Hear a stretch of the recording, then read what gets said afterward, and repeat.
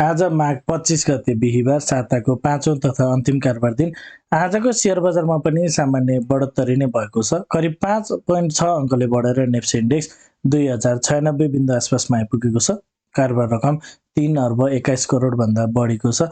आजको शेयर बजारको अवस्था के कस्तो रहेको छ, विभिन्न टेक्निकल टुल्सहरूको अवस्था के कस्तो रहेको छ, टेक्निकल्ली नेप्सेको मुभमेन्ट के कस्तो रहेको छ, समीक्षा गर्नको लागि सधैँ चाहिँ आज पनि नेप्से एनालाइसिस लिएर म उपस्थित भइसकेको छु। नमस्ते, म LAMICHHANE हजुरहरूलाई मेरो युट्युब च्यानलमा हार्दिक स्वागत गर्दछु।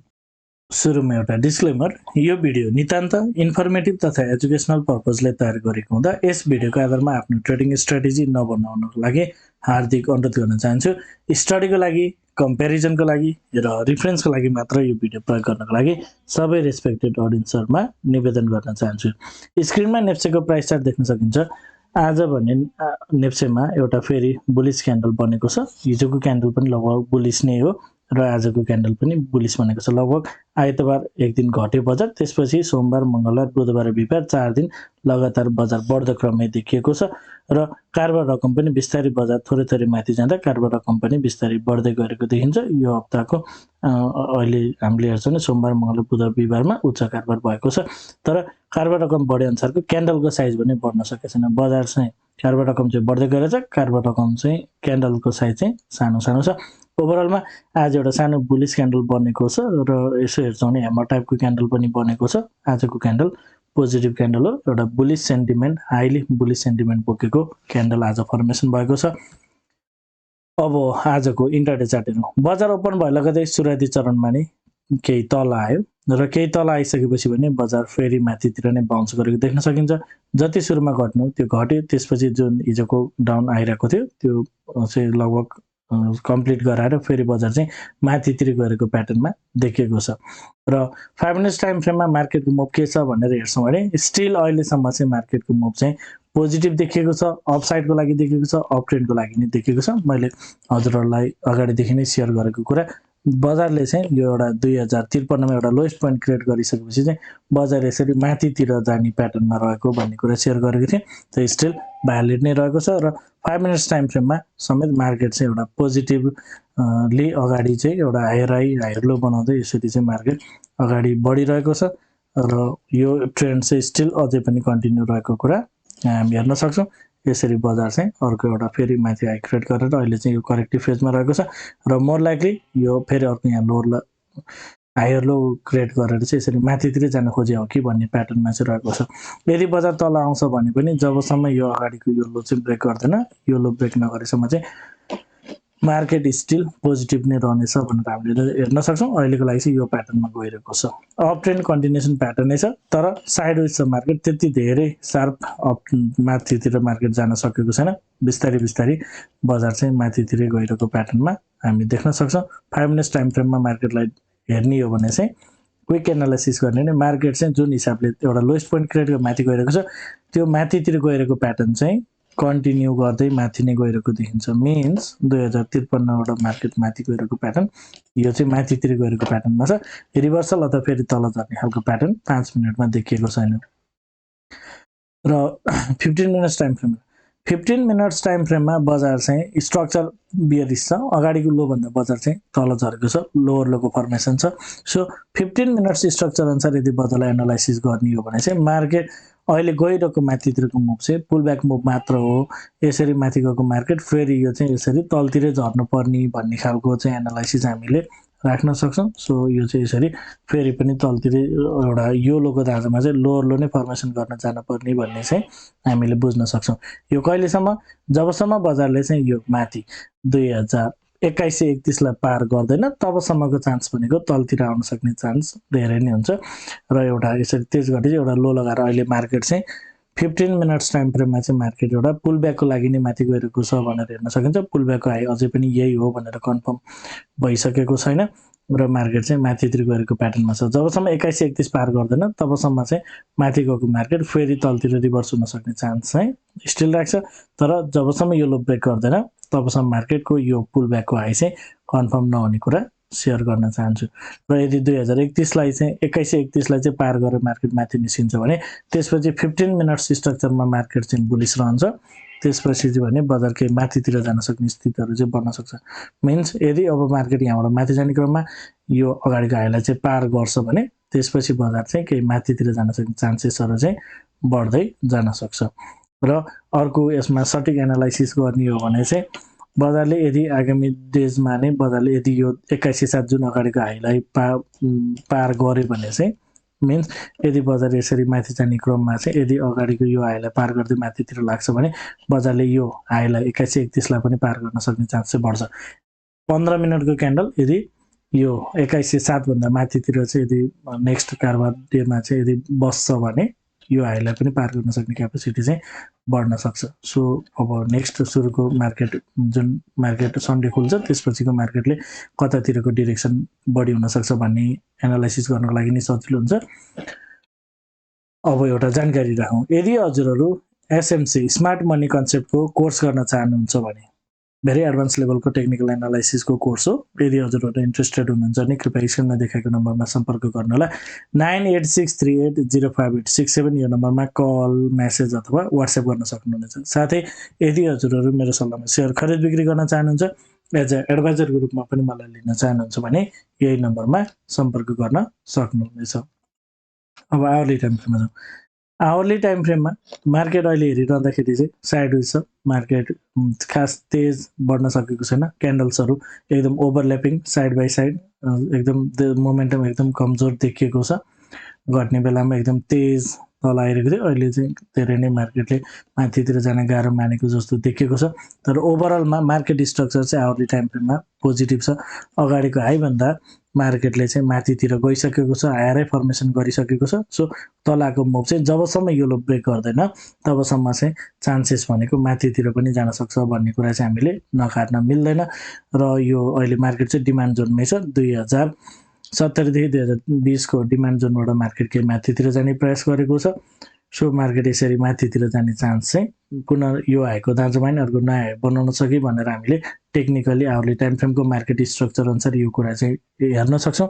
तर एउटा यहाँ नोटिसेबल कुरा चाहिँ के छ भने बजार यसरी माथिबाट तल आउने क्रममा चाहिँ एउटा यहाँबाट चाहिँ एउटा कुनै पोइन्टबाट चाहिँ यसरी माथितिर जाने प्रयास गरेको थियो, तर त्यसले चाहिँ अगाडिको हाईलाई तोड्न सकेन र यहाँबाट चाहिँ पुनः तलतिर फल भएको छ।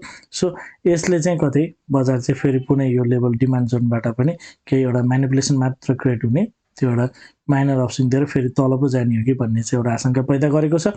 तर यसको लागि चाहिँ अब हामीले हेर्नुपर्ने लेभल हो 2053। यदि बजारले 2053 ब्रेक गरेर तल झर्छ भने अब यो डिमान्ड जोनमा नि स्टेबल हुन सक्ने चान्स चाहिँ कम रहन्छ।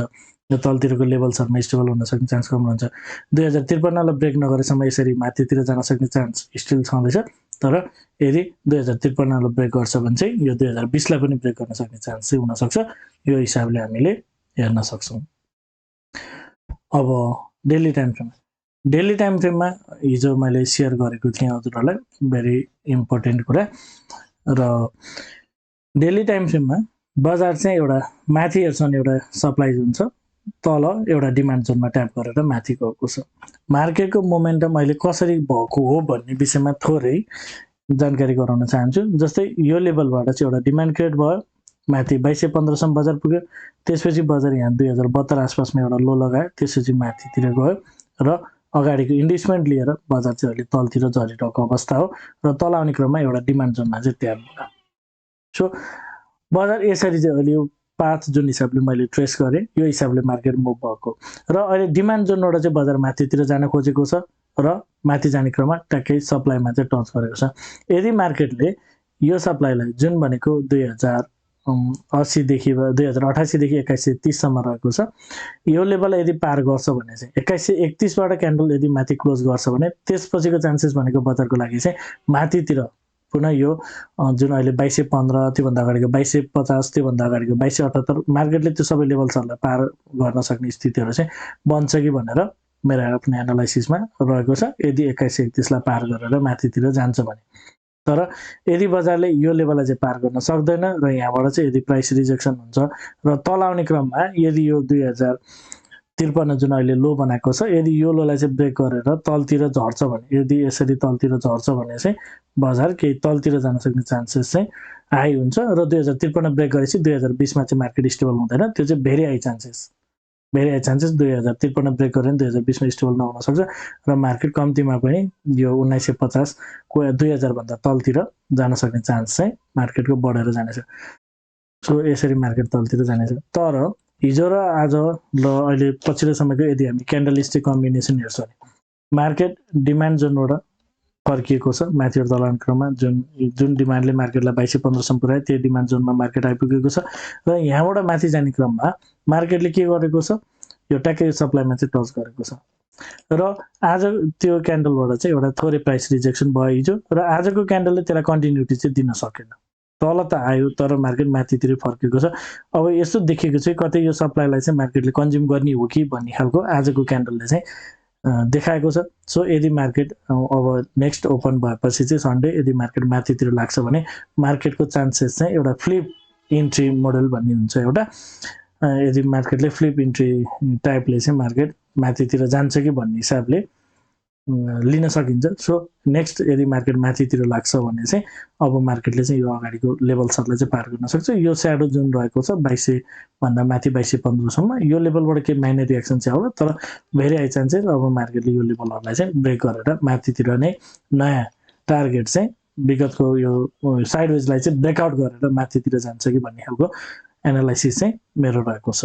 तर जबसम्म 2131 लाई पार गर्दैन तबसम्मको चान्सेस चाहिँ तलतिरको यात्रा जहिले पनि खुल्ला नै छ। मार्केटको ओभरअल मुभमेन्ट भनेर चाहिँ के हो भने अगाडिको डाटासँग यदि हामीले कम्पेरिजन गरेर हेर्ने हो भने चाहिँ मार्केट जुन हिसाबले यसरी तल आएको हो, अहिले यो गइरहेको मुभ चाहिँ यो यतापट्टिको ब्यालेन्सिङको लागि पो गएको हो कि भन्ने खालको छ। सो यसरी तलतिर आउने प्याटर्न चाहिँ पहिलो अगाडिको डाटासँग कम्पेरिजन गर्दा चाहिँ प्राइमरी एनालाइसिस चाहिँ यो हुन आउँछ। त्यसरी 2131 पार गरेन भने यो अहिले गरेको एनालाइसिस त्यो टाइपले मार्केट चल्छ। यदि 2131 पार गर्यो भने चाहिँ अब मार्केटले यो साइडवेजलाई चाहिँ ब्रेकआउट गर्छ। 2131 पार गरेपछि 2200 चाहिँ रेजिस्टेन्स हुँदैन, सप्लाई हुँदैन भन्ने चाहिँ मेरो एनालाइसिसमा रहेको छ। र आज हप्ताको अन्तिम कारोबार दिन यो विकली क्यान्डल एनालाइसिस गरौँ। यो हप्ता बनेको क्यान्डल जुन छ, अगाडि बनेको जुन बियरिश क्यान्डलहरू छ त्यो बियरिश क्यान्डलको भ्यालिडिटी त आयो, सुरुमा मार्केट केही तल पनि आयो तर सन्डे तल झरे पनि त्यसपछि लगातार बजार बढेर माथि नै बन्द भएको छ, एउटा बुलिश क्यान्डल बन्न सफल भएको छ यो हप्ता। यो क्यान्डलले चाहिँ आजको यो हप्ताको क्यान्डलले मार्केट माथितिर यो करेक्सन चाहिँ कम्प्लिसन भएको इन्डिकेसन चाहिँ दिन्छ र मार्केट केही माथितिर जान सक्ने विकली क्यान्डलले पनि इन्डिकेट चाहिँ गरेको छ। यो सबै कुराहरू हामीले हेरिरहँदाखेरि यदि भोल्युमलाई सँगसँगै राखेर हेर्छौँ भने माथि जुन हिसाबले बजार तलबाट माथि गएको थियो माथिल्लो लेभलमा चाहिँ बल्कमा डिस्ट्रिब्युसन भएको जस्तो देखिन्छ। सो यो जति डिस्ट्रिब्युसन भयो यहाँबाट प्राइस तल आइरहँदा नि खासै त्यति धेरै एकुमुलेसन कम्प्लिट भइसकेको जस्तो चाहिँ देखिँदैन। सो यदि यहाँनिर चाहिँ रियल डिस्ट्रिब्युसन भएको हो भने पक्कै पनि बजारले यो लेभललाई अहिले तत्काल माथितिर चाहिँ जान सक्दैन। भोल्युम एनालाइसिस गर्दाखेरि चाहिँ मार्केट तलतिर जाने देखिन्छ। कारोबार रकम हेरिरहँदाखेरि चाहिँ मार्केट पक्कै पनि स्मार्ट मनीले यो माथिको लेभलमा त अपलोड गरेको हुनुपर्छ। करिब 10 अर्बको हाराहारीको भोल्युम त एउटै क्यान्डलमा छ, लगाएर ठुलो हाई भोल्युममा चाहिँ यहाँनिर सप्लाई आएको छ। सो यदि यो real supply smart money sell हो भने चाहिँ मार्केट माथि जाँदैन, हामी निश्चित हुन सक्छौँ तलतिर जान्छ।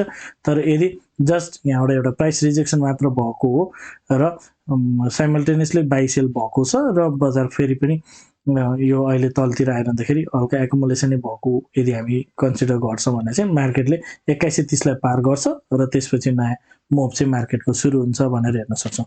कन्क्लुजन के रह्यो? ओभरअल सबै कुराहरू पोजिटिभ छ। विशेष गरी आजको डेली क्यान्डल राम्रो बनेको छ, विकली क्यान्डल राम्रो बनेको छ र लोअर टाइम फ्रेमहरूको चार्ट प्याटर्न पनि राम्रै छ। तलदेखि एउटा बिस्तारै साइडवेज गर्दै माथि, साइडवेज खेल्दै माथि, तल्लो लेभलमा साइडवेज बस्नु भनेको एकुमुलेसन भएको पनि हुनसक्छ भनेर हेर्न सकिन्छ। सो यसरी तल्लो लेभलबाट बिस्तारै माथि नै जाने प्रयास गरिरहेको छ। ओभरअल सबै फाइनै देखिएको छ। सो मार्केट केही माथितिर जान्छ भने 2130 लाई पार गर्छ भने माथितिर जाने चान्स चाहिँ बढ्छ भन्ने मेरो एनालाइसिसमा रहेको छ। हजुरहरूलाई मेरो एनालाइसिस, मेरो प्रेजेन्टेसन के कस्तो लागिरहेको छ कमेन्टमा जानकारी गराइदिनु होला। भिडियो मन परेको छ, उपयोगी भइरहेको छ, एनालाइसिसले हजुरहरूलाई के सक पुर्याइरहेको छ भिडियोमा एक लाइक भने अवश्य गरिदिनु होला। साथै च्यानलमा नयाँ हुनुहुन्छ, पहिलो पटक हेर्दै हुनुहुन्छ भने च्यानल सब्सक्राइब गरेर जोडिनु होला भन्न चाहन्छु। हवस् त, धन्यवाद, नमस्ते।